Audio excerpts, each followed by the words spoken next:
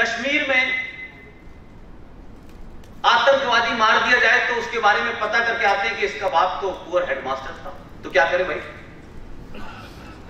Poor headmaster था तो उसे अधिकार था कि वो आतंकवादी बनना चाहिए। ऐसे तमाम जुमलों से इस देश को गुमराह किया जाता है। मीडिया का भी अपना रोल है। 2014 के चुनाव के बाद आपको अपनी शक्ति का एहसास हुआ हो न हुआ हो, लेकिन उस चुनाव के दूसरे तीसरे दिन दुनिया की सबसे पुरानी जमहूरियत ने, डेमोक्रेसी ने उनके सबसे बड़े अखबार का एडिटोरियल छापा। उस एडिटोरियल की आखिरी लाइन से यह पता चलता है कि हमारे यहां सच कहने की हिम्मत 2014 तक नहीं थी लोगों में, और उनके अंदर जो इतनी दूर बैठे हुए हैं वो भारत को आज के पर्सपेक्टिव में नहीं देखते कि नेहरू जी आए थे और फिर राहुल गांधी आ गए। इस पर्सपेक्टिव में नहीं देखते। वो आज भी भारत को 5000 साल पुरानी सभ्यता के रूप में देखते हैं, और वो ये मानते हैं कि दुनिया में जितना भी आविष्कार और ज्ञान दिया वो इसी संस्कृति के लोगों ने दिया।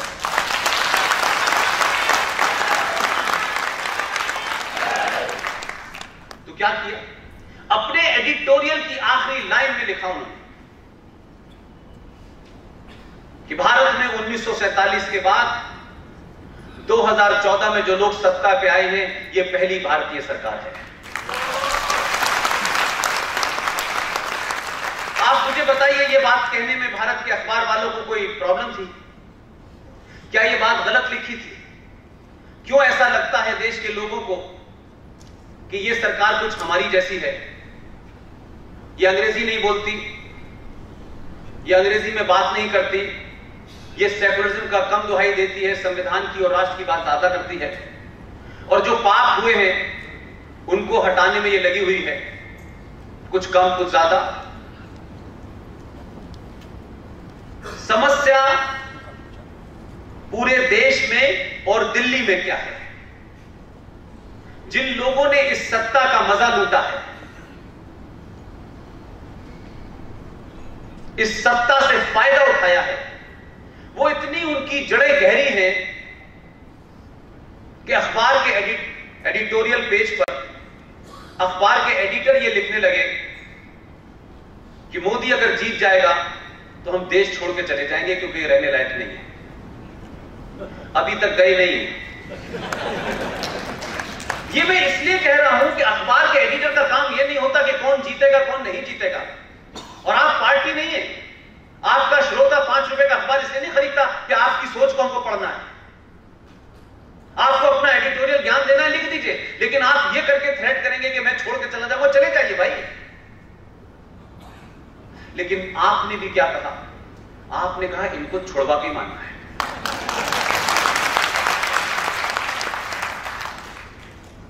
तो जो भी कुछ 2014 में हुआ उसके बाद की स्थिति आप सबको पता है कि क्यों 44 एमपी की पार्टी पूरे देश के अंदर हर छोटी बड़ी बात पे एक ऐसा नैरेटिव खड़ा कर देती है कि 90 करोड़ हिंदू इस देश के जो हैं उस नैरेटिव को नहीं तोड़ पाते हैं।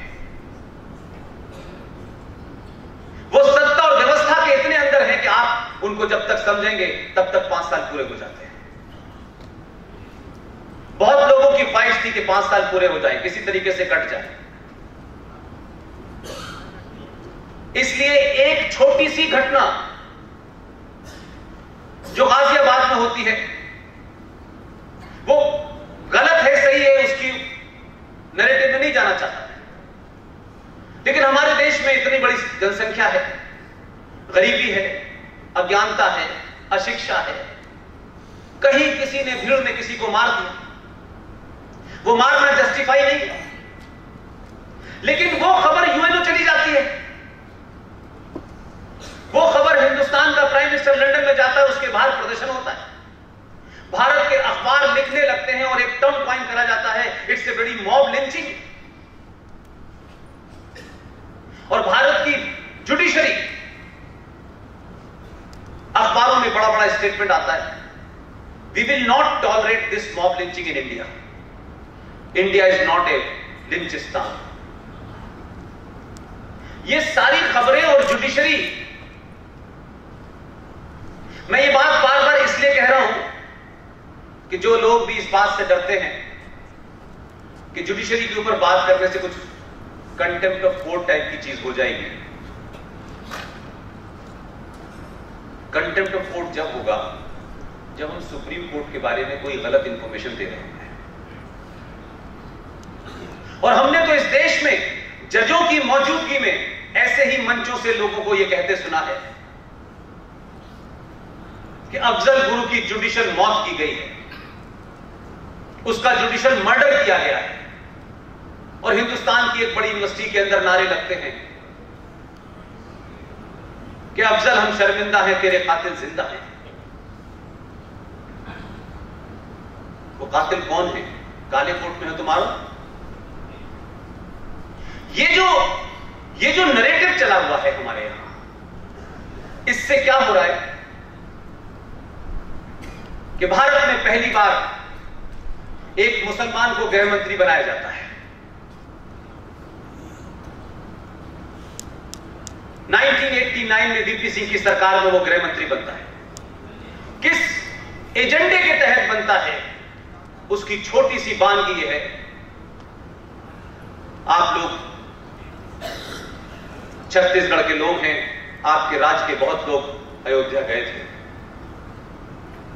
1986 में प्रधानमंत्री देश के राजीव गांधी थे। जम्मू कश्मीर में फारूक अब्दुल्ला के रिश्तेदार हुकूमत में थे, और कांग्रेस पार्टी का वो लीडर जिसका नाम मुफ्ती मोहम्मद सईद है, वो जम्मू कश्मीर में उसका अध्यक्ष था। ताले उत्तर प्रदेश में खोले गए रामलला के। आपको पता है सबसे बड़ी प्रतिक्रिया कहां हुई है? जम्मू कश्मीर में 500 मंदिर तोड़े गए। ये 1986 की घटना है, लेकिन 1986 तक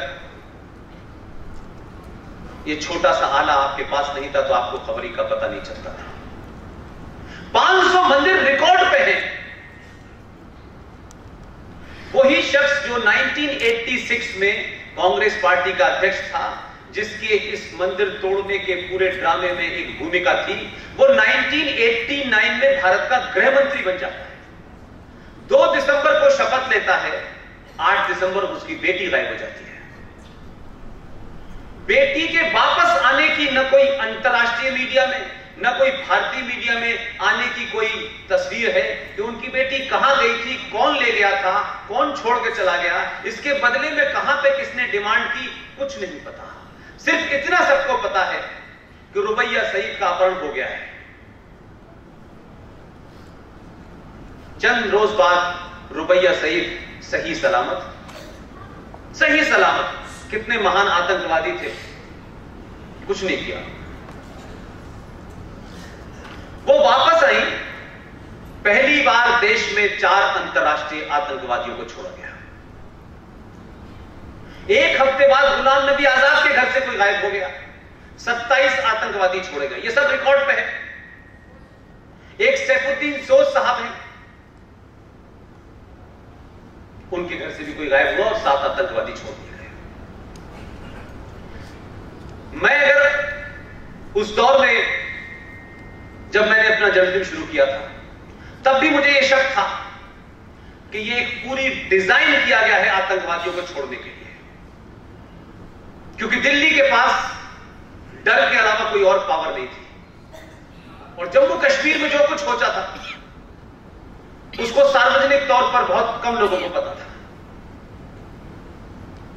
मात्र 2 दिसंबर को जिस शख्स ने भारत के गृह मंत्री का पद संभाला हो 1989 में, उस आदमी ने 19 जनवरी तक आते आते कोई 40 या 50 दिन हुए होंगे उसको कुर्सी पर बैठे हुए। 19 जनवरी 1990 को इस दुनिया में सबसे बड़ा एक्सोडस, सबसे बड़ा जिसे कह सकते हैं कि अपने ही देश में उन्हें बेघर किया हो, 5.5 लाख कश्मीरी हिंदू पंडितों को सुनियोजित तरीके से उनकी पहचान और मजहब के नाम पर और मस्जिदों का इस्तेमाल करके जम्मू कश्मीर से आपने भागने पर मजबूर कर दिया। कुछ मिला करके 1,500 से 2,500 के बीच लोगों को मारा। मारने वाले पड़ोसी, अजान दे देकर कहने वाले पड़ोसी। लेकिन सुप्रीम कोर्ट ने जम्मू कश्मीर के सिलसिले में जब हमारे कुछ मित्र सुशील पंडित जो कश्मीरी पंडित हैं, जब सुप्रीम कोर्ट से कहा कि इसके ऊपर कुछ सुनवाई करिए, तो सुप्रीम कोर्ट ने कहा हमारे पास रिकॉर्ड नहीं है और बहुत पुरानी बात हो गई है, इसलिए नहीं करेंगे। अगर इस देश में मॉब लिंचिंग अगर हुई है, अगर सही मायने में कोई मॉब लिंचिंग हुई है, तो 1984 में दिल्ली में भारत के प्रधानमंत्री की देखरेख में मॉब लिंचिंग हुई और 3,500 सिखों को दौड़ा दौड़ा के मारा गया। एक शब्द नहीं किसी ने बोला। और उसके बरखिलाफ क्या हुआ कि जिस पार्टी के लीडर ने कहा कि एक बड़ा पेड़ गिरता है तो धरती हिलती है, लेकिन वो चले गए। लेकिन उसी पार्टी के सबसे ज्यादा पॉलिटिकली स्ट्रॉन्ग एक परिवार है जिनके पिताजी भारत के राष्ट्रपति बने, जिनके अपने पिता गवर्नर बने, जो खुद मंत्री बने और इस घटना के बाद लॉ मिनिस्टर बने। हमारी मजबूरी यह है कि हम ना दोस्त को पहचानते हैं ना दुश्मन को पहचानते हैं, और पहचान भी जाते हैं तो हमारा बर्ताव में कोई फर्क नहीं होता।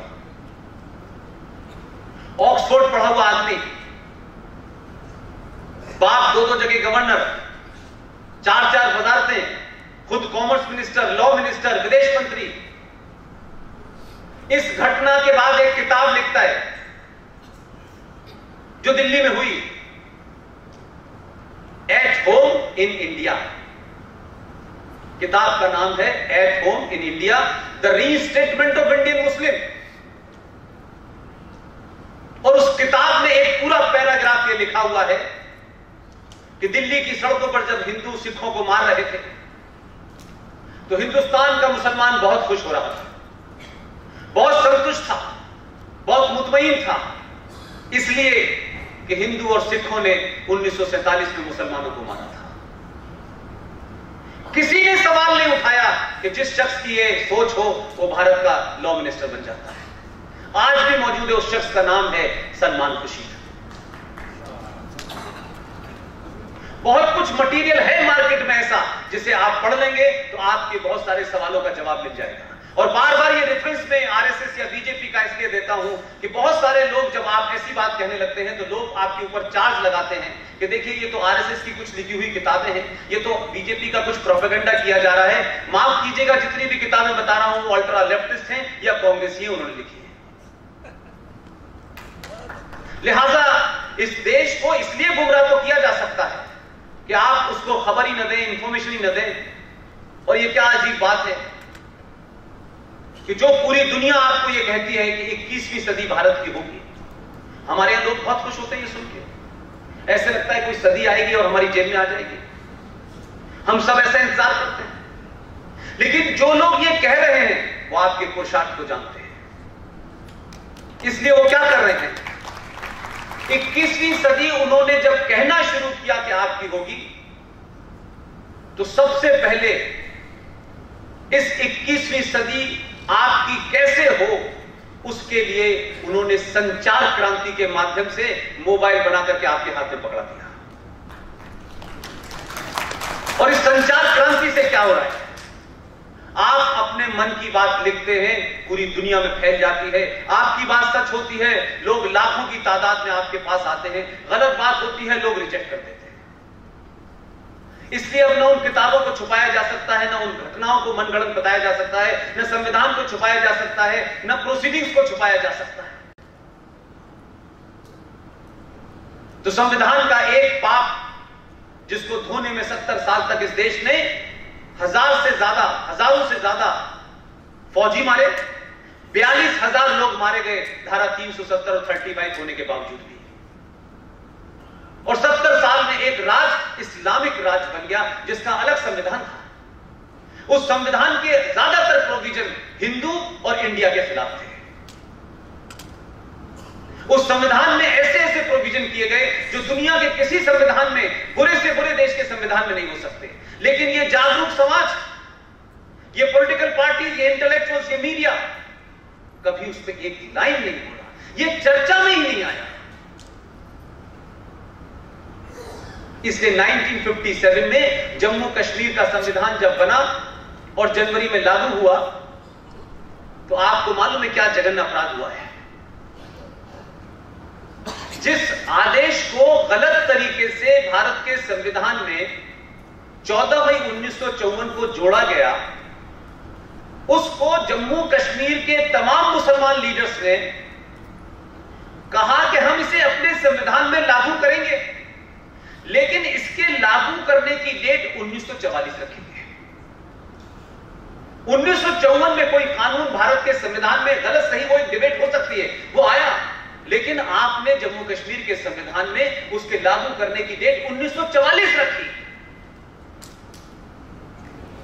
और आपने उसमें शरारत क्या थी? इसलिए मैंने कहा कि उस दौर में जो लोग थोड़ा बहुत चीजें जानते थे, वो कितने दबाव में थे, उनके पास कितना सकरा रास्ता था, वो कितनी बचा बचा के अपनी बात कह पाए। आपने इसलिए 1944 की मांग रखी, और विजयनरी प्रधानमंत्री ने पूछा नहीं, क्योंकि उनके संबंध बहुत जबरदस्त थे। 1944 इसलिए थी कि 1940 में लाहौर के अंदर पाकिस्तान के बनने का रेजोल्यूशन पास हो चुका था। बहुत सारे लोगों को जो इधर आना था, क्योंकि सियालकोट से जम्मू तक एक ही ट्रेन चलती थी और कोई रास्ता नहीं था, लेकिन 44 आते आते वायलेंस शुरू हो गया। आप में से बहुत कम लोग गए होंगे, लाहौर में जाइए, लाहौर की लाइब्रेरी में घंटों बैठा हूं मैं, मेरे ऑफिस का एक ब्रांच वहां भी थी। उस ऑफिस में उस वक्त के लोग क्या कहते थे, जो आज 10-15 लोग कह रहे हैं। 1935 में लोग कहते थे लाहौर में कि बहुत बुरा दिन आने वाला है, बहुत मास लेवल पे यहां मार काट होगी। 1935 में, और खुल्लम खुल्ला कहते थे ये मुसलमानों और सिखों के बीच होने वाली है। जैसे आज बहुत से अल्ट्रा सेकुलर कहते हैं, अरे ये क्या बकवास कर रहे हैं, ये लड़ाना चाहते हैं, ये देश बांटना चाहते हैं, ये भाईचारा है, हम हजारों साल से रह रहे हैं, और गंगा जमुना तहजीब, ये तमाम जितनी भी मदारी की डुगडुगी हैं, ये खूब बचती है।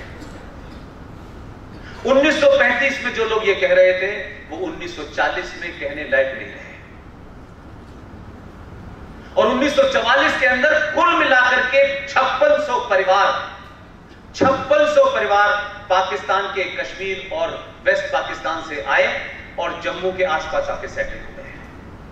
मैं ये बात किस रेफरेंस में कहना चाहता हूं, कमलेश को मारने वाले आज पैदा नहीं हुए हैं, वो बहुत पहले से हैं।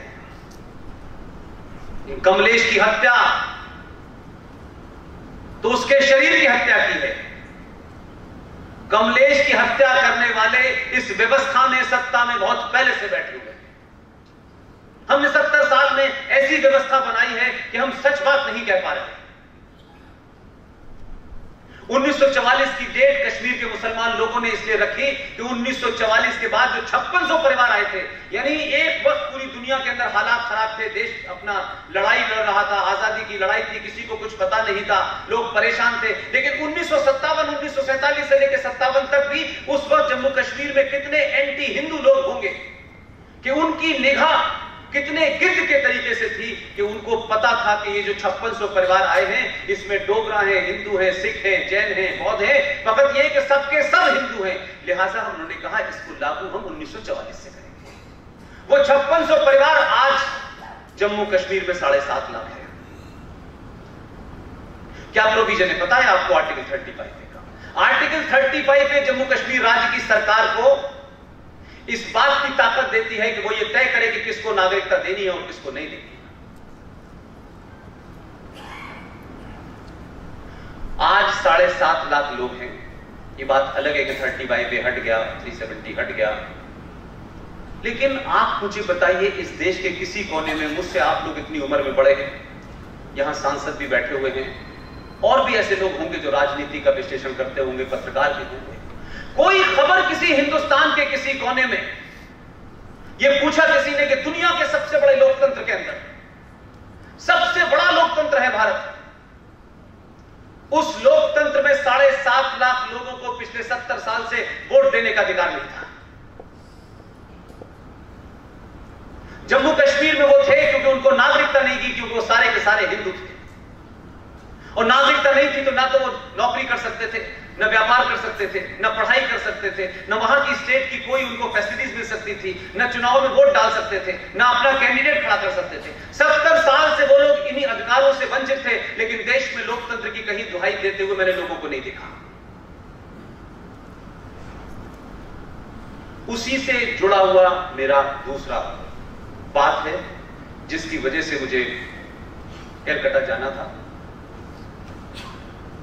1957 में जम्मू कश्मीर राज्य के अंदर स्वीपर्स ने स्ट्राइक कर दी। यह घटना बहुत छोटी है, लेकिन इसके अमानवीय मैं कह सकता हूं दुनिया में इसकी दूसरी मिसाल ही नहीं है, मिसाल ही नहीं मिलती मुझे।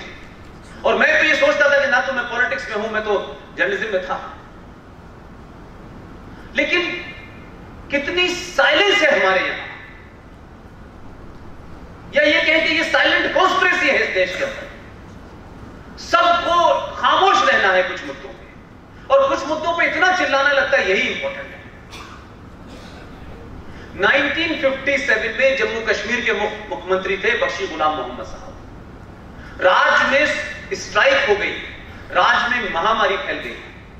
बख्शी गुलाम मोहम्मद ने अपनी काबीना के 2 लोगों से कहा कि हिंदुओं के अंदर एक कम्युनिटी होती है, उसको कहीं से ढूंढो और लाओ ताकि ये गंदगी साफ हो जाए। वो दोनों काबीना के मंत्री पठानकोट, गुरदासपुर और अमृतसर गए और 200 वाल्मीकियों को ये कह के लेके आए। ये 1957 की घटना है। उस जमाने ना तो किसी को नागरिकता की चिंता थी, देश अस्त व्यस्त हालत में था, जिसको जहां जो कुछ मिल रहा था वो कर रहे थे। वो लोग आए, उनसे वादा किया गया कि आप हमारे यहां रहिए, ये गंदगी साफ कर दीजिए, हम आपको नौकरी भी देंगे, हम आपको नागरिकता भी देंगे। वो लोग रहने लगे। बख्शी गुलाम साहब तो कब चले गए पता नहीं चला। वो गरीब लोगों को ना तो इस बात का कोई एहसास था कि नागरिकता क्या होती है, न इस बात का कोई एहसास था कि हम यहां आए हैं तो ये कोई देश से अलग चीज है। लेकिन कितना ज़हीन खतरनाक था, उस जहन को सोचिए, उस मानसिकता को सोचिए। जम्मू कश्मीर के संविधान में एक एग्जीक्यूटिव ऑर्डर पास किया गया, जो पास करके रख दिया गया और उसको इंप्लीमेंट किया, लेकिन पूरे देश को नहीं पता, इसकी भनक तक ने किसी को नहीं लगी। और वो एग्जीक्यूटिव ऑर्डर क्या था? यह कहा गया कि ये जो 200 वाल्मीकि आए हैं ये यहां रहें, काम करें, सर्विस करें, इनके बच्चे यहां पढ़ाई कर सकते हैं, लेकिन हम इनको नागरिकता नहीं दे सकते क्योंकि 1954 में हमारे पास अधिकार आ गया है। और उस अधिकारों के बाद क्योंकि उनके मुख्यमंत्री ने 1957 में उसका वादा किया, उसको नहीं दिया। ये भी महत्वपूर्ण नहीं है। महत्वपूर्ण जो है वो ये है कि उस एग्जीक्यूटिव ऑर्डर में ये कहा गया कि ये इंजीनियर बने, ये MBA करें, ये डॉक्टर बने, ये कोई भी पढ़ाई पढ़ सकते हैं, लेकिन जम्मू कश्मीर राज्य सिर्फ इन्हें भंगी की नौकरी देगा। ये जम्मू कश्मीर के संविधान में किया गया एग्जीक्यूटिव ऑर्डर पास करके। किसी दलित लीडर की चिंता नजर आई आपको? एक दलित की घटना में कहीं मौत हो जाए, जायज न जायज वो एक अलग विषय हो सकता है। एक तो मरते ही उसकी पता चल जाती है दलित की जाति क्या है, ब्राह्मण की मरते में नहीं पता चलती, क्षत्रिय की नहीं पता चलती, ठाकुर की नहीं पता चलती, और वो मौत पूरे देश को हिला देती है। अंबेडकर के वारिस घूम रहे हैं उत्तर प्रदेश में, बहुत बड़े नेता हैं, सुबह शाम दलित दलित दलित, और दलित की पॉलिटिक्स होती है, वो हर पार्टी के अंदर है, लेकिन किसी पार्टी के अंदर यह हिम्मत क्यों नहीं हुई कि ये एक जघन्य अपराध जम्मू कश्मीर के अंदर दलितों के साथ हुआ है कि उनकी आने वाली नस्लों की नस्लें भी अगर पैदा होंगी वो कुछ भी कर लें, लेकिन जम्मू कश्मीर राज्य उन्हें नौकरी सिर्फ भंगी की देगा। ये भंगी शब्द मैं इसलिए आपके सामने कह रहा हूं कि उस वक्त भंगी शब्द अनपार्लियामेंट्री नहीं था, अब हो गया है। मैं इसीलिए वो समाज मुझे शायद सम्मानित करना चाहता था, इसलिए उन्होंने मुझे बंगाल बुलाया था। उनको लगता है कि हमारी इस 35 डे की लड़ाई में ये भी साफ हो गया।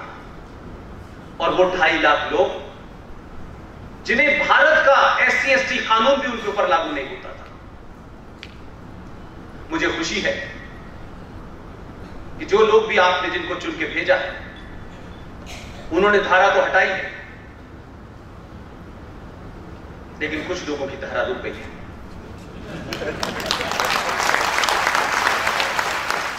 और इतनी बहसें चल रही हैं हमारे यहां, टेलीविजन पे आप बहस देखते हैं।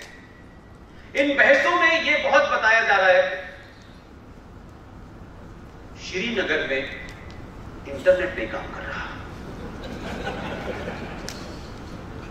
1990 में जब मस्जिदों का सहारा लेकर के, कुरान और हदीस का हवाला लेकर के, जब एक एक घर पे, ये टीपालाल टकलू का घर है, ये सुशील का घर है, ये गौरव का घर है, ये अंबरदार का घर है, जब पूरे कश्मीर वैली की मस्जिदों में से अजानें दी जा रही थी और नाम किया जा रहे थे और सामूहिक तौर पे आपने बलात्कार, मर्डर किया और नारे भी कैसे कैसे थे, ये सब कोई बहुत पुरानी घटना नहीं है। हमारे साथ के कई पत्रकार मित्र हैं जिनके घरों में लाशें थी, वो भाग के आए, उन्होंने किताबें लिखी हुई।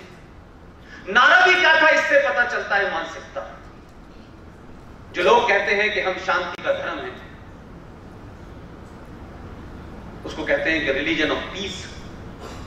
अब ये पीस है या दूसरी वाली पीस है, कौन सी पीस है नहीं पता, लेकिन पूरी दुनिया में विज्ञापन हो रहा है कोका कोला की तरह, और पूरी दुनिया को सबको पता है कि देश भर में कहां कहां ये हो रहा है और क्यों हो रहा है। उन लोगों ने, जिन पंडितों को मारा गया, जो लोग छोड़ के आ गए,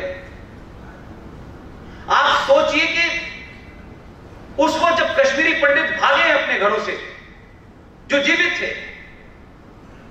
5 लाख अपने देश में जो वहां के मूल निवासी थे, उनको लोग कहते हैं ये कायर थे, इतने लोगों ने मारा, मारने वाले तो कम थे, क्या कुछ हथियार नहीं उठा सकते थे? शुक्र करो कि अभी उठाया नहीं है। इसलिए नहीं उठाया उन्होंने कि वो हथियार नहीं उठा सकते थे, इसलिए कि 5000 साल पुराना डीएनए जो है वो इस बात का गवाह है कि जितने कश्मीरी भागे, ना तो उन्होंने सोना घर से लेके भागे, ना कपड़े लेके भागे, ना कोई प्रॉपर्टी की चीज लेके भागे। आप यकीन मानिए 99% लोग अपने बच्चों का डेट ऑफ बर्थ सर्टिफिकेट और उनकी मार्कशीट लेके भागे, और उसका परिणाम है जो लोग ये कहते हैं ना, ये मक्कारी और मुनाफिकत इस देश में चल रही है कि भाई देखिए उनके पास रोजगार नहीं है इसलिए वो आतंकवादी बन जाते हैं, रोजगार नहीं है इसलिए पत्थर उठा लेते हैं।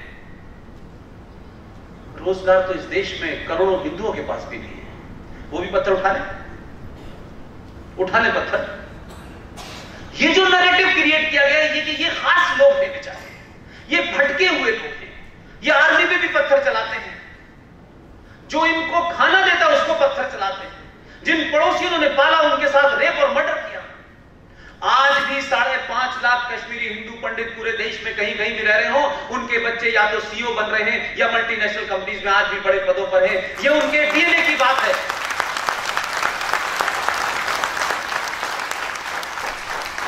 लिहाजा ये कोई नहीं कह सकता कि वो कायर लोग हैं।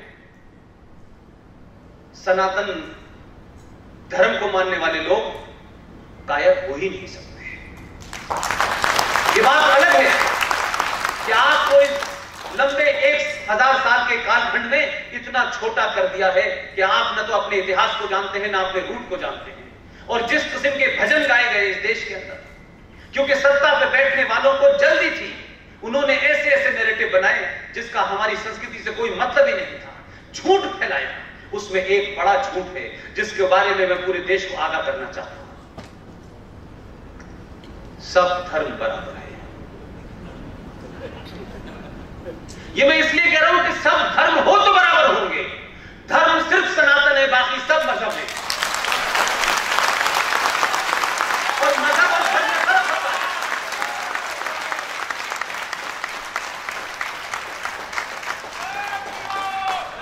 हमको गलत तरीके से बताया गया, इसलिए मैंने अपनी बातचीत शुरू आपसे की थी संविधान की उन तस्वीरों से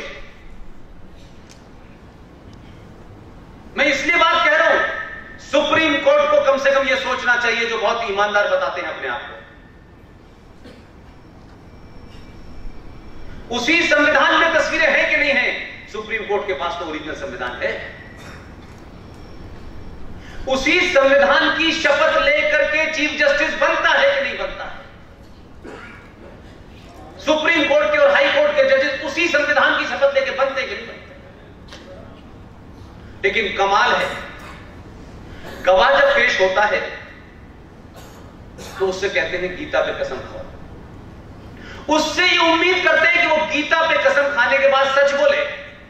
ये वो जज साहब कह रहे हैं कि जिस रामायण का, जिस संविधान में भगवान राम की तस्वीर लगी हुई है, उसकी शपथ भी ले रहे हैं और बहस कर रहे हैं कि भगवान राम का अस्तित्व नहीं है।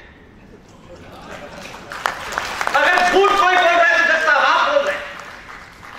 आप या तो शपथ गलत ले रहे हैं या शपथ के नाम पे धोखा कर रहे हैं। वो जो आदमी खड़ा है जिसको आपने कहा है कि गीता पे शपथ लेकर कहो कि जो भी कहूंगा सच कहूंगा, वो तो फिर भी अपने बचने के लिए कुछ झूठ बोल सकता है, लेकिन शपथ तो ले रहा है। लेकिन आप तो जिस संविधान की शपथ ले रहे हैं उसके विपरीत काम कर रहे हैं। इसलिए मैंने कहा पढ़िए, चीजें मौजूद हैं, यही मौजूद है, कहीं जाना नहीं है, एक घटना नहीं है। 1961 में देश के राष्ट्रपति डॉक्टर राजेंद्र प्रसाद, थोड़ी देर के लिए जरा सोचिए इस घटना को। नेहरू जी के निकटतम दोस्त, ये कहता हूं तो लोगों को पता चल जाता है, उनका नाम था लॉर्ड माउंटबेटन।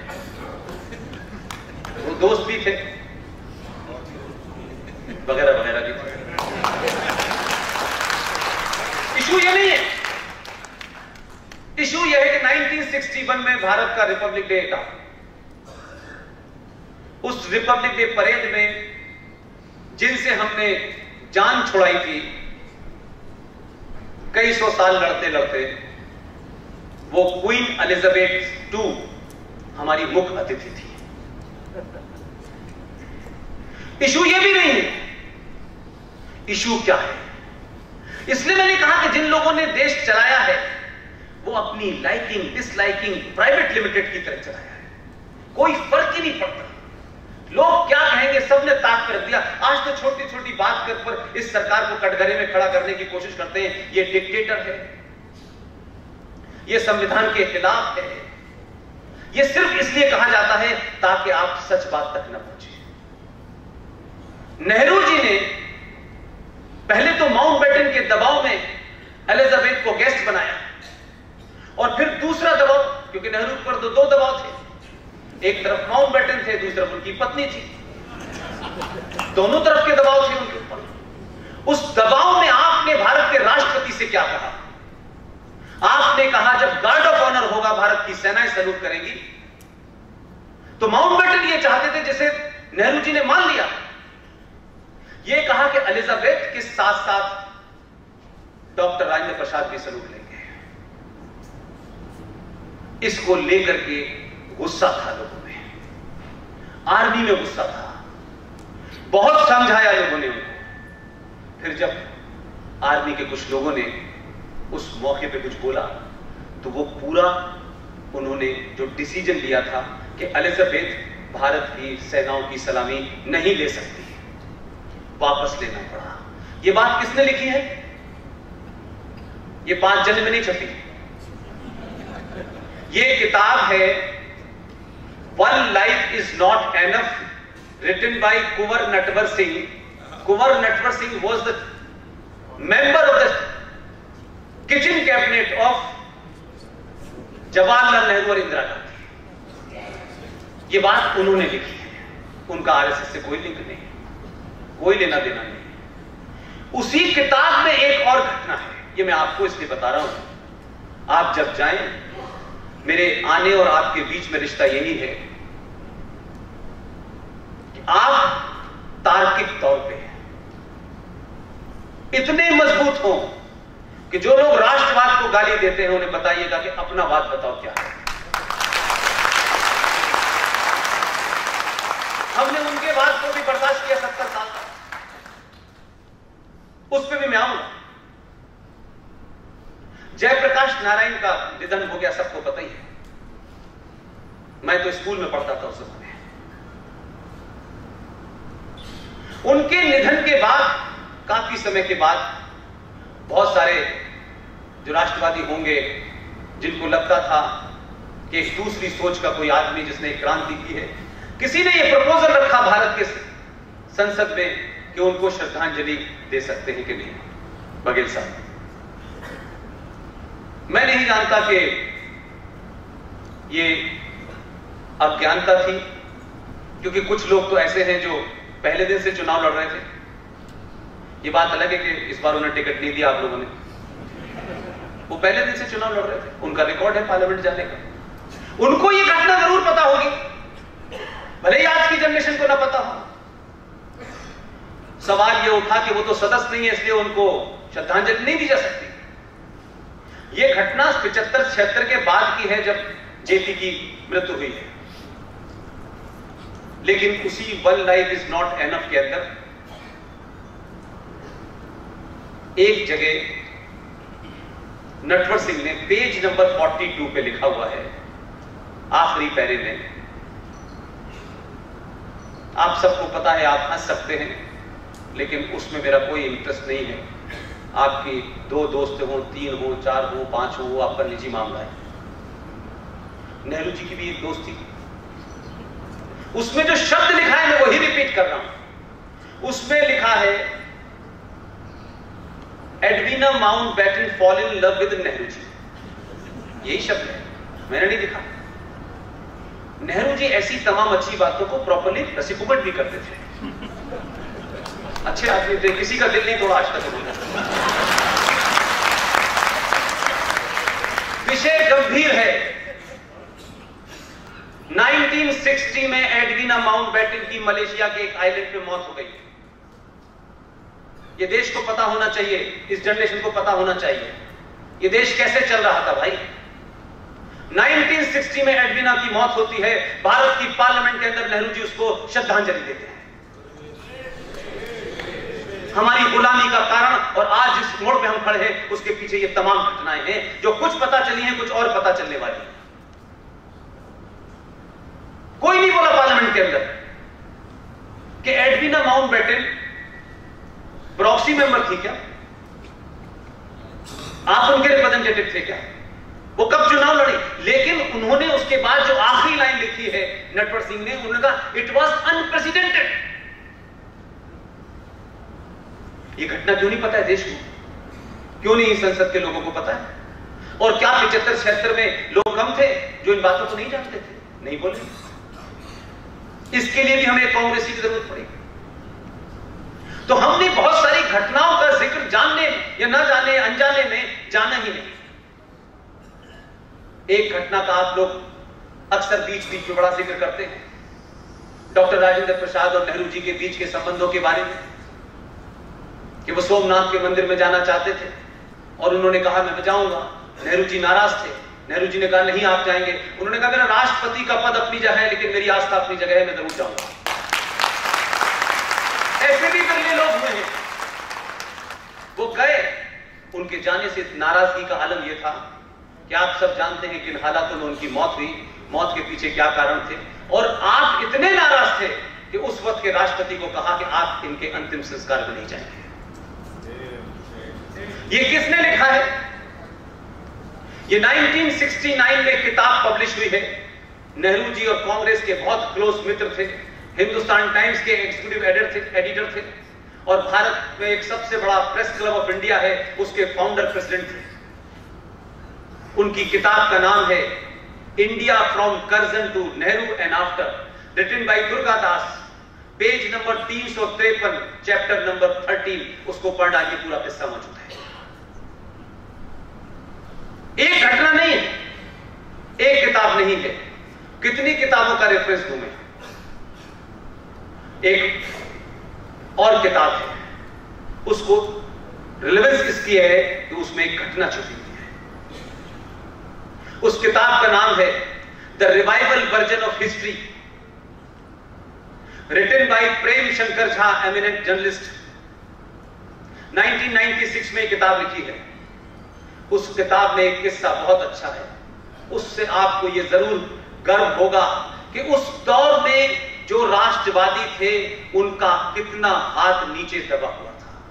हम आज कुछ भी कह सकते हैं, ऐसा क्यों नहीं किया और वैसा क्यों नहीं किया।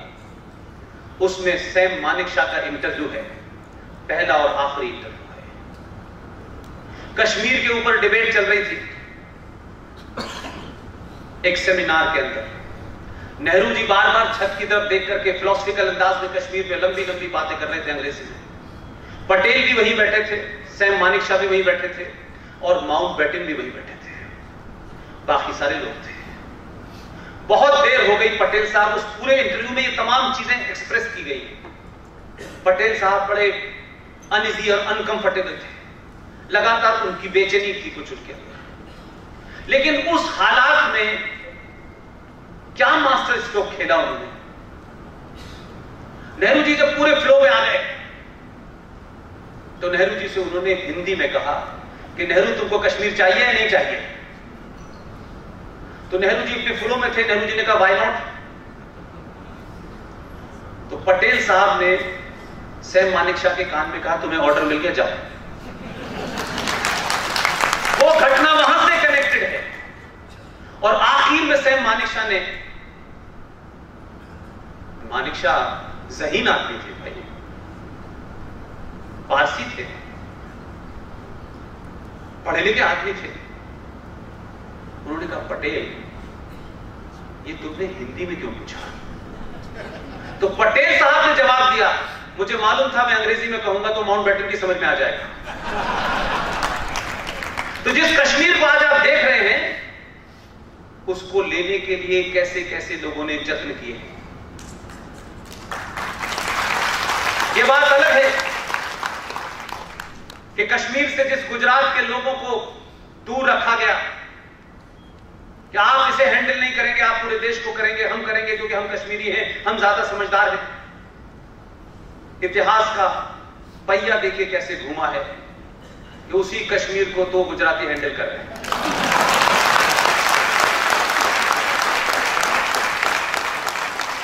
पूरे ऐलान के साथ कर रहे हैं, किसी से छुपा के नहीं कर रहे। संसद की बहस और उसके बाद पूरी दुनिया में उठने वाले सवालों को जिस तरीके से जवाब दिया है, यह ऐसी डिप्लोमेसी मैंने 70 साल में नहीं देखी।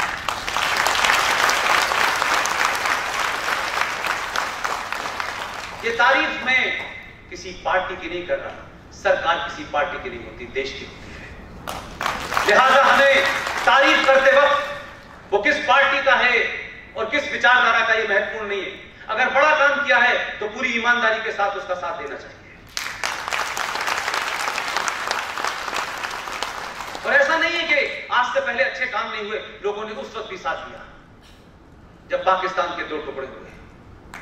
किसी ने यह नहीं सोचा कि ये फला पार्टी के नेता ने किया है इसलिए साथ नहीं देंगे। संसद में भी लोगों ने कहा ये काम अच्छा किया है, पूरा देश आपके साथ है, पूरी संसद आपके साथ है। लेकिन ये साथ इस वक्त नजर नहीं आता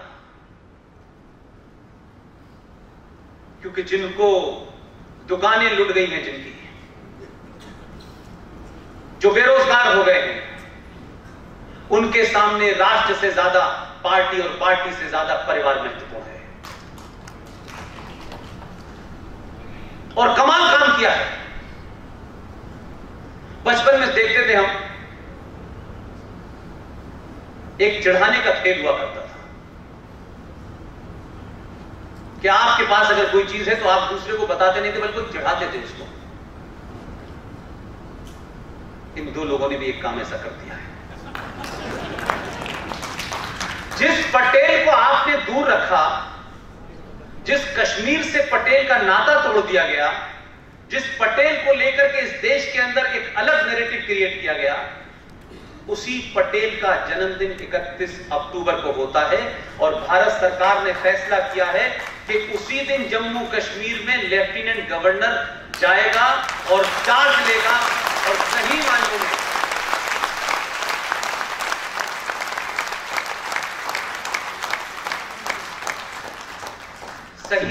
में जब भी कश्मीर का इतिहास लिखा जाएगा तो भले ही वो जिहादी हों, भले ही उनकी एंटी हिंदू सोच हो, लेकिन सरदार पटेल का नाम तो लेना पड़ेगा। पब्लिकली कहता रहा हूं, आप मेंबर ऑफ पार्लियामेंट हैं, यहां बैठे हुए हैं। मैं वापी में भी 5 मेंबर ऑफ पार्लियामेंट आए थे, सूरत में भी आए थे। एक तो शायद देश में सबसे ज्यादा वोट से जीते हैं C.K. पाटिल साहब। मैंने उनके सामने भी कहा, आपके पास समय कम है, आपके पास काम बहुत है, आपको हर वो काम करना है कि हम में से कोई रहे ना रहे, लेकिन नस्लों को पता चलना चाहिए कि ये कौन था। इतिहास की किताबों से मिटा दिया गया, कहानी किस्सों से मिटा दिया गया, संविधान से मिटा दिया गया, लेकिन अब वो दौर है कि आप जो करेंगे उसे दुनिया देखेगी। लिहाजा जम्मू कश्मीर के अंदर मेरी 2 ही मांगे हैं जो बार बार मैं कह रहा हूं, और वो मेरी नहीं है। मैं समझता हूं कि इस देश के हर उस आदमी की होगी जो इस देश से प्रेम करता है। बंगाल से चल के एक शख्स जम्मू पहुंचा, और जम्मू में किस तरीके से उस वक्त की सरकारों और दिल्ली के बौने नेताओं ने मिलकर उस आदमी की हत्या कर दी। उस आदमी ने जो कानून था उस वक्त जम्मू कश्मीर में, उसके खिलाफ गया था, वो कोई वहां चुनाव लड़ने नहीं गया था।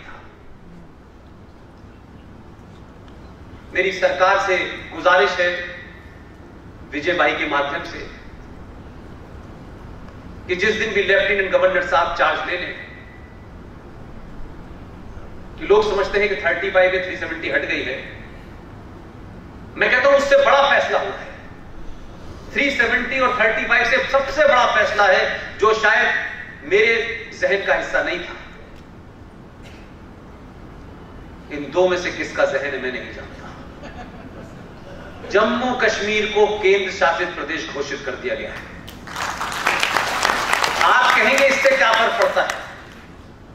आप कह सकते हैं इससे 2 ही चीजों की जरूरत थी मुझे, वो दोनों चीजें हो गई, और वो राष्ट्र के हित में है। केंद्र शासित प्रदेश घोषित होते ही पूरे जम्मू कश्मीर की जमीन, उसके कोने कोने, इंच इंच पे केंद्र सरकार का कब्जा हो गया।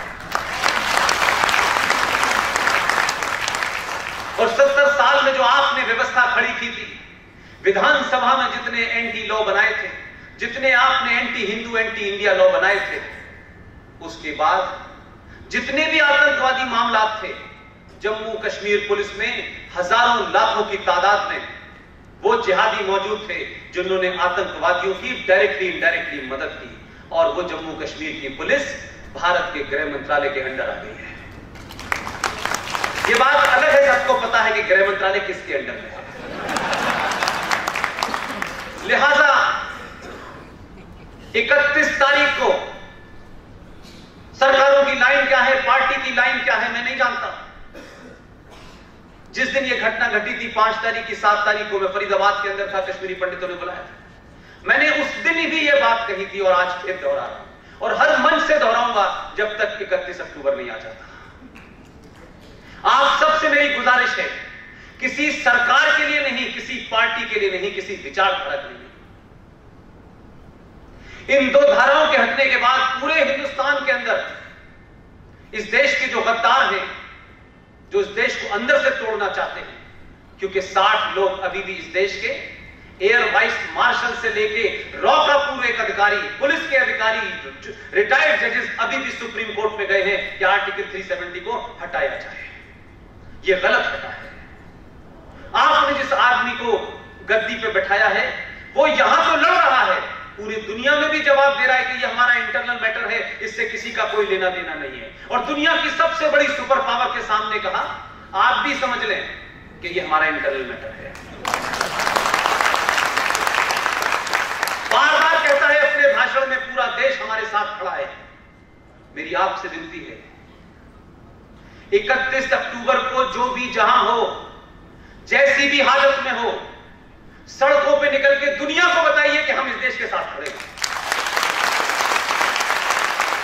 आपसे कोई सर्टिफिकेट लेने नहीं आएगा। ये फेसबुक पर, ये इंटरनेट पे जो मुबारकबाद है, इसका अपना एक रोल है। सड़कों पे निकलेंगे, दुनिया का मीडिया देखेगा कि सच माने में ये कहता है पूरे देश में कुछ नहीं हुआ है और सारा देश इसके साथ खड़ा है, तो दिखने चाहिए, इसके लिए बाहर निकलिएगा। कोई कोई शर्म, कोई अपोलोजिस्टिक मत होइए। ये देश आपका है, आपका था और आपका रहना चाहिए। और अभी प्रावधान शुरू हुए हैं, अभी बहुत सारे ऐसे प्रावधान हैं जिसके खत्म होने के बाद बहुत सी सारी चीजें ठीक हो जाएंगी। उसकी भी लड़ाई हम लोगों ने शुरू की हुई है। ये आर्टिकल 30 ये क्या चीज है भाई? ये हमारे ऊपर लागू होगा। हमसे ये कहा जाएगा कि आप साइंस पढ़िए, केमिस्ट्री पढ़िए, मैथमेटिक्स पढ़िए, सब पढ़िए, लेकिन जो फेथ है आपका, जो धर्म है आपका, उस सनातन की शिक्षा आप नहीं ले सकते।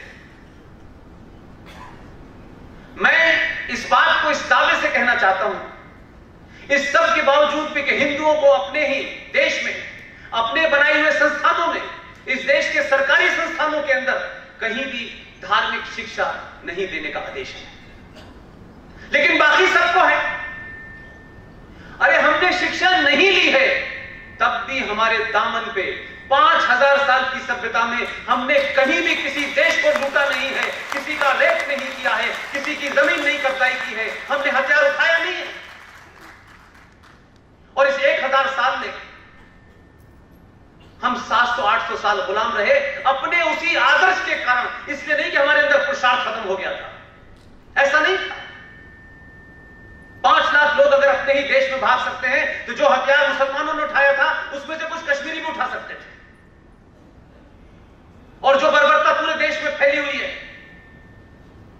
कि मजहब के नाम पे आप डराएंगे, मारेंगे, काटेंगे, और जो जघन्य अपराध कल परसों आपने किया है, यह सिर्फ इसलिए हुआ है,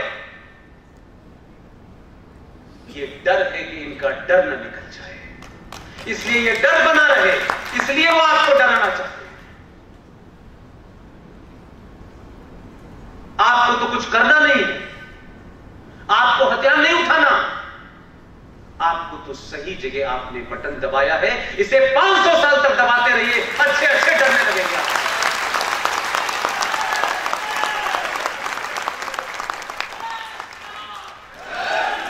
जो काम सरकारों का होता है वो सरकार कर रही है, लेकिन सरकारों से बड़ा काम आपका है। सरकारें देश चलाती हैं, सड़कें बनाती हैं, लॉ एंड ऑर्डर की बात करती हैं, विदेश नीति बनाती हैं, लेकिन राष्ट्र को समाज बचाता है। जो समाज जागरूक होता है उसके राष्ट्र के ऊपर कभी कोई निगाह नहीं उठा सकता। गांधी जी ने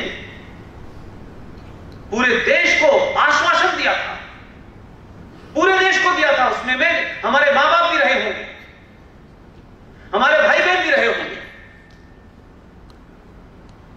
और कोई बहुत बड़ा आश्वासन अगर आप देश को देते हैं और उसके विपरीत बात हो जाए तो आप दिखाई नहीं देते हैं। गांधी जी की 3 घटनाओं से मैं उनके उस चरित्र की बात करना चाहता हूं। तो दूसरे चरित्रों के बारे में तो इंग्लैंड में भी किताबें लिखी जा रही हैं, उसमें मेरा कोई इंटरेस्ट नहीं है। I am not interested in that. Ambedkar से किसी मामले पे मतभेद हुआ, अंबेडकर से मतभेद हुआ, अंबेडकर के सामने चले गए, अंबेडकर ने कहा मेरी बात ठीक है। गांधी जी ने उनकी बात का जवाब नहीं दिया, बोला अपनी बात वापस ले लो, नहीं मैं धरने पे बैठ जाऊंगा। अंबेडकर ने थक हार करके कहा कि गांधी जी आप देश के लिए बहुत महत्वपूर्ण हैं, मैं नहीं चाहता कि आपकी जान को कोई खतरा हो, मैं इस इंटरेस्ट में अपनी बात वापस ले रहा हूं। गांधी ने हाथ जोड़े चले गए। ऐसी ही घटना सुभाष चंद्र बोस के साथ भी इस्तीफे को लेकर के अड़ गए, उन्होंने इस्तीफा दे दिया। लेकिन जितने मेरे बुजुर्ग बैठे हुए हैं जिन्होंने गांधी जी के आंदोलन को देखा है या पास से पढ़ा है, जिस वक्त भारत के बंटवारे की बातचीत जवाहरलाल नेहरू और जिन्ना कर रहे थे, वो घटना और वो स्टेटमेंट का समय निकाल के देख लीजिएगा आप लोग, अगर मेरी बात को आपको सही करना है तो। जब बातचीत चल रही थी और भारत के विभाजन को लेकर नेहरू जी और जिन्ना मिले हुए थे अंग्रेजों के साथ में और निटी-गिटी तय की जा रही थी, उसी के आसपास गांधी जी का यह बयान आया था कि अगर भारत का विभाजन हुआ तो मेरी लाश पे होगा। यह बयान था। इसको मैं इसलिए दर्शाना चाहता हूं,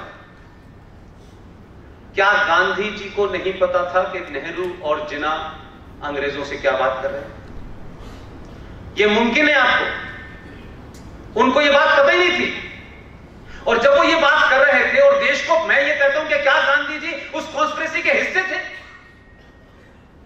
कि जब ये बात चल रही थी तब गांधी जी ने इतना बड़ा बयान दिया, तो क्या लोगों का ध्यान भटकाया? क्या लोगों को झूठा आश्वासन दिया कि देश मेरी लाश में बटेगा? और जब देश बट गया तो गांधी जी को कहीं किसी ने अफसोस करते हुए, रोते हुए, मौन, कोई तस्वीर, कोई जगह मुझे बताएं कि गांधी जी बहुत दुखी थे। हाँ, कुछ लोग कहते हैं, वैसे ही कहते हैं जैसे एक झूठ है कि गांधी जी को जब गोली मारी गई तो कुछ लोग उनके सीने पे कान लगाए खड़े थे कि उन्होंने हे राम कहा। ये फ्रॉड चलाया गया ना इस देश में। तो मैं कहूं कि गांधी जी ने जब ये देश उनके चेले बांट रहे थे तब धरना प्रदर्शन क्यों नहीं किया उनके सामने? कोई तस्वीर बताओ मुझे। किसी राइटर ने किताब लिखी हो, राइटिस्ट ने, लेफ्टिस्ट ने, किसी ने बताया कि गांधी जी ने कहा कि हम जान दे दूंगा लेकिन ये देश नहीं बटने दूंगा। लेकिन आपने बयान सार्वजनिक दिया तो सार्वजनिक प्रतिक्रिया हो गई। अब किसी का कन्विक्शन था, आप अपने नेता को देवता की तरह मानते हैं। ये हमारे यहां आइडियल पूजा है कि तेंदुलकर आउट हो जाएगा तो लोग नाराज, दुखी हो जाएंगे क्योंकि वो तो भगवान, उसे नहीं आउट होना चाहिए। ऐसे ही लोग अपने नेताओं को मानते थे भाई, और आज भी मान रहे हैं। ये बात अलग है कि भगवान बदल गया। तो आप सोचिए कि गांधी जी का वो हिस्सा गायब है, लिहाजा गॉडसे का जिक्र ज्यादा आता है।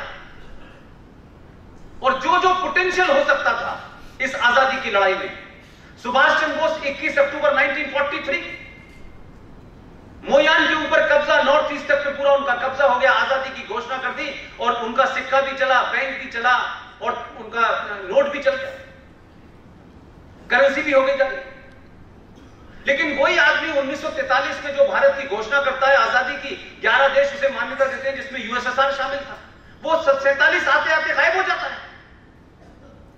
बंगाल जाइए, बंगाल, कलकत्ता की लाइब्रेरी में जाइए और वो पूरी किस्से उस वक्त के अखबारों में हैं कि जब उन्होंने आजादी की घोषणा की थी तो बंगाल के अंदर लोग अपने घरों के बाहर सब्जी काटने की छुरी जो जिसके घर में था वो लेके दरवाजों पे सुभाष चंद्र बोस का इंतजार कर रहा था कि वो आएंगे, हम उनके साथ दिल्ली चलेंगे।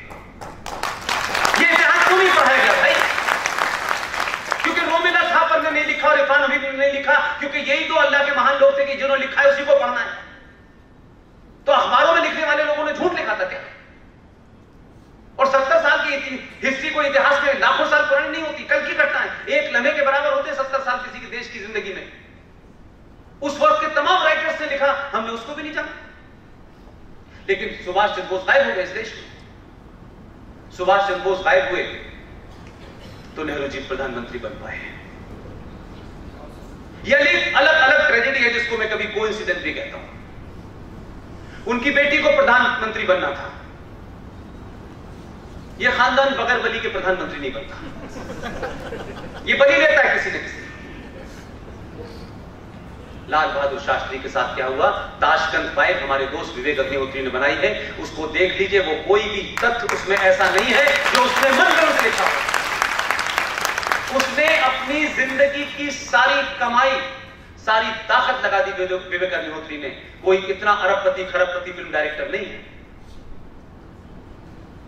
एक दूसरे मित्र हैं जिन्होंने किताब लिखी, your prime minister is dead, Lal Bahadur Shastri की। वो किताब मार्केट में अवेलेबल है, बतिस्ता पब्लिकेशन की है, लिखने वाले का नाम है अनुजधर, हिंदी में भी है, इंग्लिश में भी है। उस किताब में आपको कुछ भी ऐसा नहीं है जो आप ये कहें कि ये कहां से, सारे रेफरेंस विदेशों से लाए हुए डॉक्यूमेंट के ऊपर आधारित है। और उसके बाद वो फिल्म बनी ताशकंद फाइल, जिसमें लाल बहादुर शास्त्री के साथ क्या हुआ सबको पता है। उसके बाद उनकी मैडम प्रधानमंत्री बनी। लाल बहादुर शास्त्री के बाद इंदिरा गांधी बनी। जब इंदिरा गांधी के बाद उनको बेटे को बनना था तो उस बेटे की मां की बलि हो गई। कोई बने ही नहीं। अब लोग पूछ रहे कौन बनेगा, तो मैंने कहा जब कोई बलि देने वाला होगा तभी बनेगा इस परिवार में, और बलि देने के लिए कोई है नहीं। आप देखें पिछले 40 साल से कांग्रेस ने कौन सा चुनाव जीता है अपने नाम पे? बलि पे आए हैं।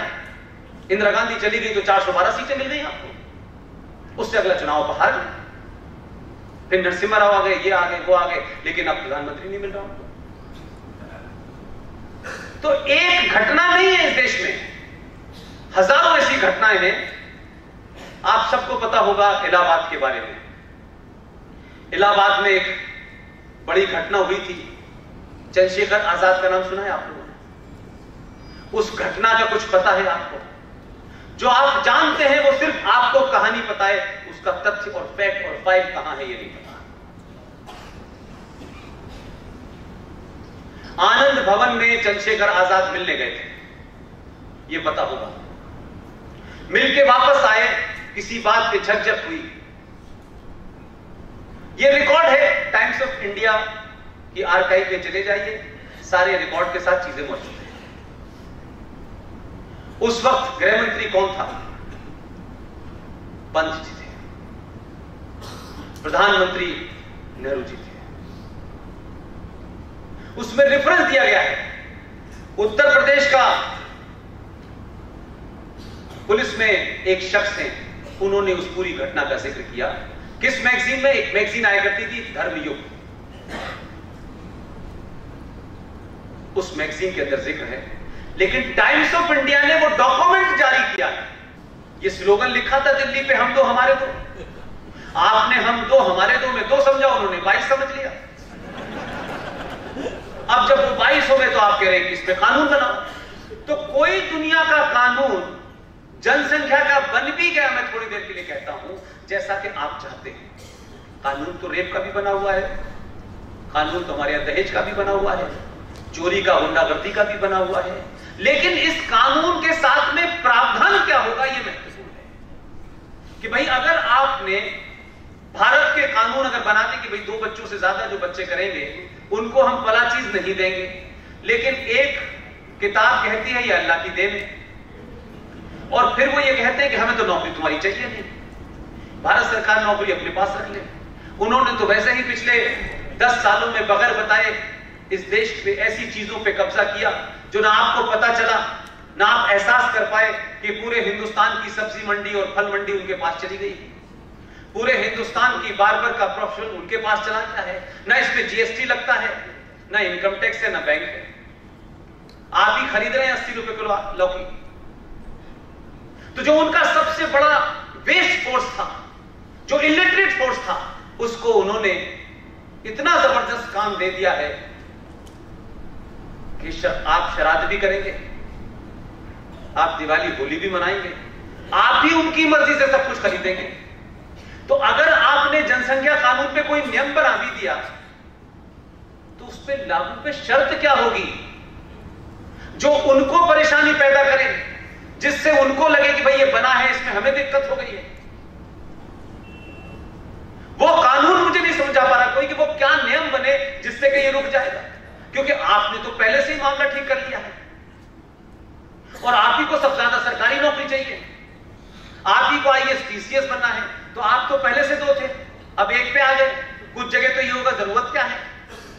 तो भाई जनसंख्या कानून बना करके जो थोड़ी बहुत पॉसिबिलिटी है 2, 3, 4 के बाद की गिनती की, वो भी बंद कर रहे हैं आप, वहां कुछ होने वाला नहीं है। हां, अगर इसमें ऐसा हो जो कि मुझे लगता है कि नामुमकिन है वो अभी,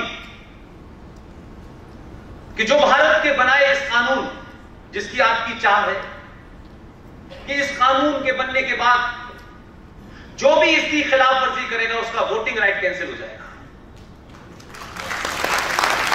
तब तो इसके बनवाने का मतलब है,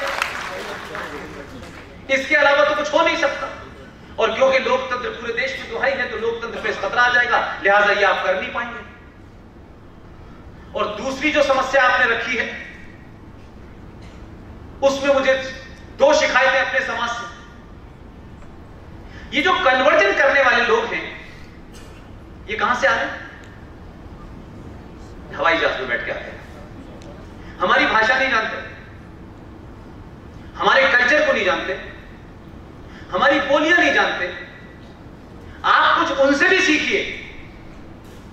वो आते हैं जो सबसे डिफिकल्ट ट्रेन है हिंदुस्तान में, जहां हम लोग नहीं जाते, उन आदिवासियों के बीच में जाते हैं और आप जो आपके वो मूल निवासी हैं, आप उन तक नहीं पहुंच पा रहे और वो पहुंच जाते हैं और वो क्या क्या करते हैं जिससे कन्वर्ट हो जाते हैं लोग, और वो क्या चीजें जो आप कर सकते हैं और आप नहीं कर पा रहे। तो मैं तो बार बार उसको दूसरे शब्दों में भी कहता हूं, क्या आपको लगता है कि आपकी उन तक पहुंच ज्यादा लंबी है? क्या आपके उनके बीच में कम्युनिकेशन इतना लंबा है जितना वहां से चल के आने वाले उस मशीनरी के हैं? क्या मदर टेरेसा की जबान ज्यादा अच्छी थी? इसलिए मैंने कहा कि उनको भी आपकी जरूरत है। जो हिंदुस्तान के बहुत सारे संगठन काम कर रहे हैं उसमें ऐसा नहीं है, लेकिन उस काम को ज्यादा बड़ी ताकत से करिए। यह बात अलग है कि जल्दी ही पार्लियामेंट में एंटी कन्वर्जन लॉ आने वाला है।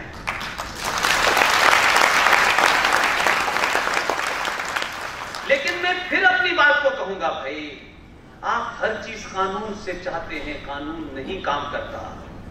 जिस देश में भीड़ तंत्र चलता हो उस देश में कानून की कोई मजाल नहीं है। कानून सिर्फ उन्हीं लोगों के लिए है जो उस कानून को मानते हैं, उसका पालन करते हैं। वो एक आदर्श स्थिति के लिए होता है। ये जो हालात है इस मुल्क के, उसमें कानून की बात कौन मान रहा है? आप अपने ही मंदिर को लोग तोड़ते हैं, मस्जिद बताते हैं, और 150 साल के बाद जब हारने लगते हैं तो सरकार से कहते हैं अच्छा हम राम मंदिर पे दावा छोड़ रहे हैं, जैसे बहुत बड़ा एहसान कर रहे हैं। और उसके बाद में कहते हैं अब इसके बाद दोबारा किसी की मांग न उठे। क्यों? जब तक मथुरा, काशी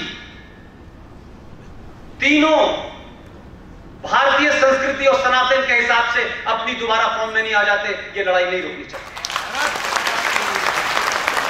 कोई हमारे ऊपर एहसान करने नहीं आया है कि ये मंदिर, ये हमने भारत के कानून के तहत इसलिए लिया कि कुछ लोगों को बताना चाहते थे कि कानूनी तौर पर भी हम ठीक हैं। लेकिन इसका मतलब ये नहीं होगा कि जो यहां से चले गए औरंगजेब और बाबर साहब और चाबी कुछ लोगों को दे गए कि आप इसके केयर टेकर हो जाइए। अगर आप उनके केयर टेकर हैं तो इस भारत में आपके लिए कोई जगह नहीं है, कोई जगह नहीं है। अगर भारत की संस्कृति आपकी संस्कृति है जैसे इंडोनेशिया की संस्कृति है तो आप भारत के हैं। अगर भारत की संस्कृति और सनातन को गाली देना, उसको तोड़ना, उसको जलील करना आपके मजहब का हिस्सा है तो माफ कीजिएगा, ये मजहब इस देश के धर्मांध के लोगों को मंजूर नहीं है। अपनी बात को कहने की ताकत रखिए, किसी को गाली मत दीजिए, अशब्द मत कहिए। बात कहने की ताकत भी रखिए, बात कहने की जुर्रत भी करिए, फैक्ट भी रखिए और मुंह पे बात करिए। वो वक्त चला गया कि आपके मुंह पे जब आप बात करते हैं तो रामचंद्र जी को गाली देता है तो 10 लड़कों में खड़ा हुआ एक हिंदू कहता है यार मुझे पता नहीं रामचंद्र जी कौन थे, यार मैं सॉरी। लेकिन जरा सा मोहम्मद साहब के बारे में पूछ लो तो डेनमार्क से लेके यहां तक लोग पागल हो जाते हैं। लेकिन उनसे ये तो पूछ सकते हैं मुसलमान भाइयों, मोहम्मद साहब की शान में किसी हिंदू ने गुस्ताखी कर दी? तो एक तो उसको पता नहीं है क्योंकि मोहम्मद साहब के बारे में आपने बताया नहीं सच बात। हमने तो रामायण, महाभारत सीरियल बना के दुनिया को बताया देखो हम ऐसे थे, इन्होंने ये किया, इन्होंने ये। कुछ एक आध सीरियल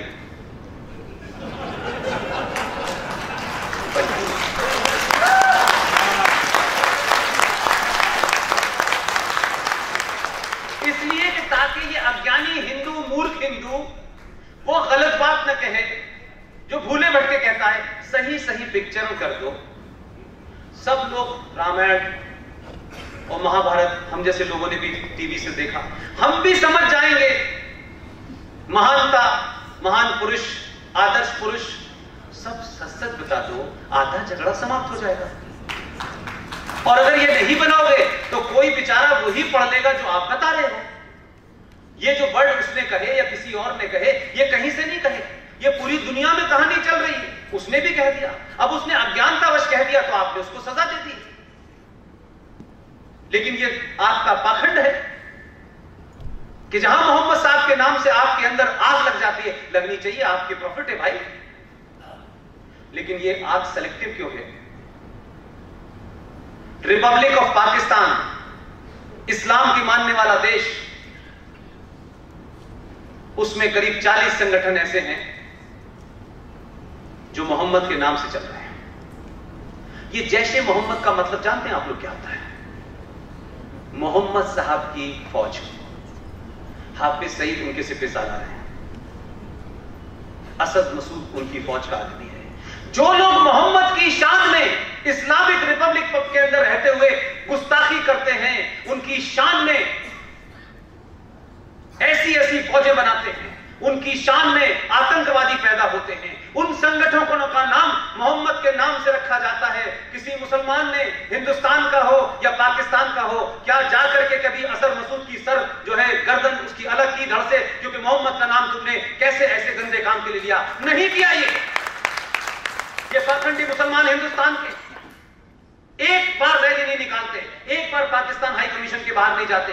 27,000 मुसलमानों का जो भारत से गए थे, जो हमारे भाई बहन थे, जो इन्हीं के रिश्तेदार थे, उनका कराची में मर्डर किया गया, उनका कराची में उनको मारा गया। ये पाकिस्तान की रिपोर्ट है। लेकिन एक प्रदर्शन भारत में नहीं होता।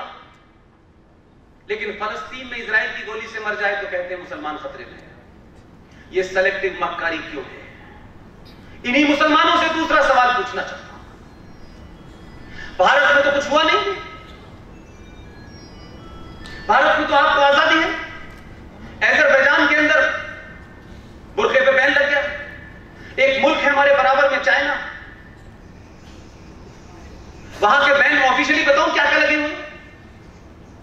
दाढ़ी लंबी नहीं छोटी, पजामा ऊंचा नहीं नीचा, 5 वक्त की नमाज नहीं 2 वक्त की, रोजा 8 घंटे का नहीं 4 घंटे का, नो लाउड स्पीकर, मस्जिद के ऊपर की गुम्मद चाइनीज होगी, अरबियन नहीं होगी। कानून है। और उनके यहां खिलाफ वर्जी करते वक्त हमारी तरह कोर्ट जमानत नहीं देती। जिसने भी खिलाफ वर्जी की वो गया।